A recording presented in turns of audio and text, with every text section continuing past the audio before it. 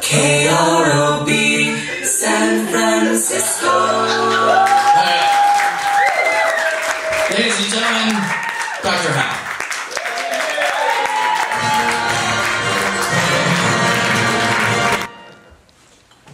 While the females prepare the victims, the males at furnaces and anvils dance the dance of tears and pain. Loud lightnings lash on their limbs as they turn the whirlwinds loose upon the furnaces, lamenting around their anvils, and this their song. Ah, weak and wide astray. Ah, shot in narrow, doleful form, creeping in reptile flesh upon the bosom of the ground. The eye of man, a little narrow orb, closed up and dark, scarcely beholding the great light conversing with the void. The ear, a little shell in small volutions, shutting out all melody, and comprehending only discord and harmony.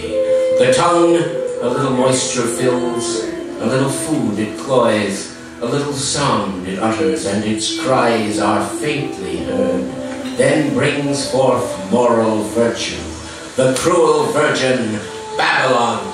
Can such an eye judge of the stars, or looking through its tubes measure the sunny rays that point their spears upon Udanadan? Can such an ear filled with the vapors of the yawning pit judge of the true melodious harp, struck by a hand divine?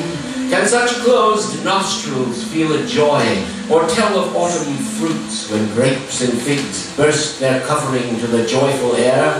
Can such a tongue boast of the living waters, or take in aught but the vegetable ratio and loathe the faint delight? Can such closed lips perceive? Alas, folded within themselves, they touch not aught, but pallid turn and tremble at every wind. Thus they sing, creating the three classes amid druid rocks. Charles calls on Milton for atonement. Cromwell is ready. James calls for fires in Golgotha, for heaps of smoking ruins in the night of prosperity and wantonness that he himself created among the daughters of Albion, among the rocks of the Druids, when Satan fainted beneath the arrows of Elenitria, and mathematic proportion was subdued by human proportion. And so, ladies and gentlemen, we are here on one of our last few excursions into that strange, unfathomable world known as the Ask Dr. Hal show. Things as odd as this are as they are. One can't ask why, one can only observe. One can only go with the flow. One can only listen and respond.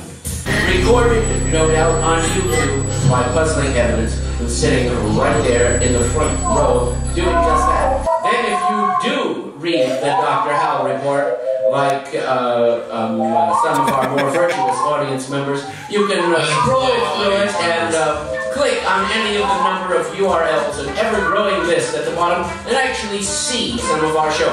Recapitulated, if you watch all of them by now, it actually equals our show in length, and the list still grows. So, assuming that it is happening, things are constantly changing here at the Ask Dr. Hal show and beyond. Can I just say something? Yeah. That guy is a pain in my fucking ass. Actually, before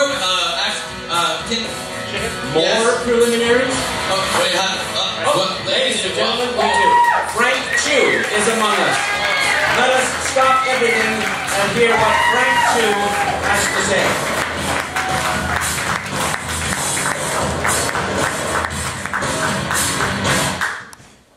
Well, I had a chance to meet CBS Evening News, John Blackstone's also the NBC Nightly News, Tom Brokaw, and also Jerry Brown, Jesse Jackson's, and also Senator Feinstein. So I was filmed by those stations too, and it was about Bill Clinton, Bush, and Cheney with those populations at 12 galaxies that were guilty of the impeachments, with treasons committed against a trillion galaxies of our populations.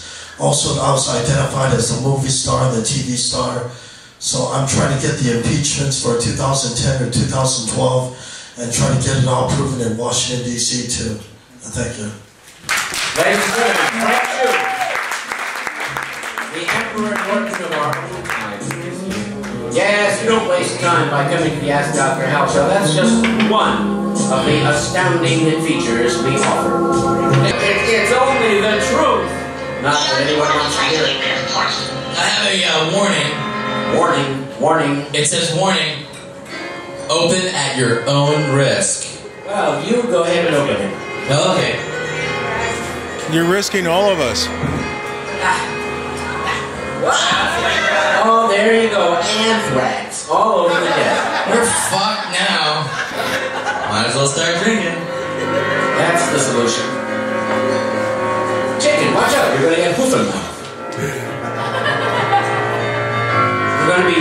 You're going to be foaming at the mouth as you gallop along through this. It's the 80s. No, I'm kidding. It was last weekend. Okay.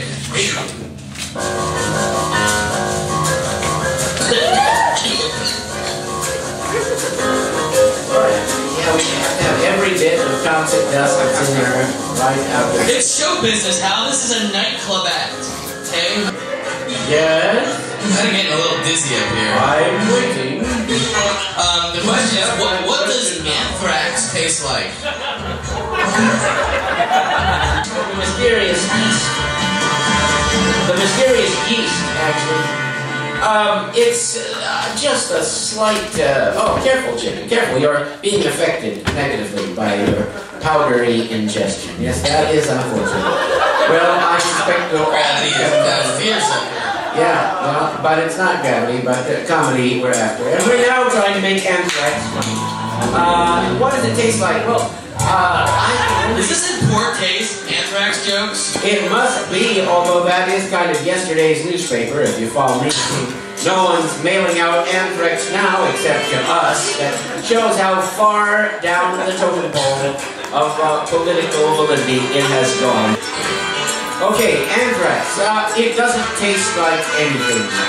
Yes, but mix it in and it might add bulk, like cornstarch. It might make soups and stews more savory because it would improve the mouthfeel, especially when you started bellowing and foaming at the mouth. Next time, take a moment and really sit back, close your eyes, and take a deep breath. And appreciate the K-Rob. 1, 2, 3, 4, 5, 6, 7, 8. And exhale. You ready? Yes. Okay.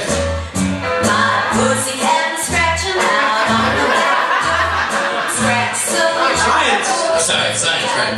sore pussy. That's it.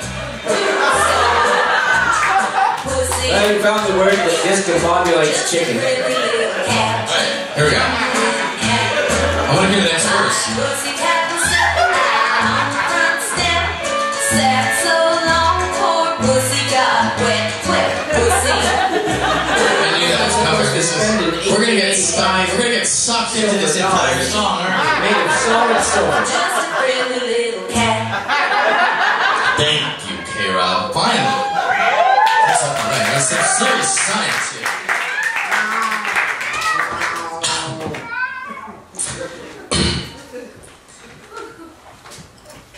Yes. Back up. Get me back up. Right. Okay. Now I feel like we're in a movie again. All right. If I hump a 22-year-old chick with Gary Coleman's disease. Oh, how tragic.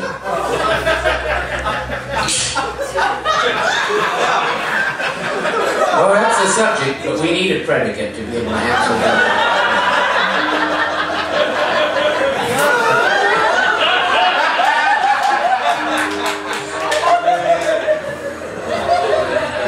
I'm gonna get back to this question.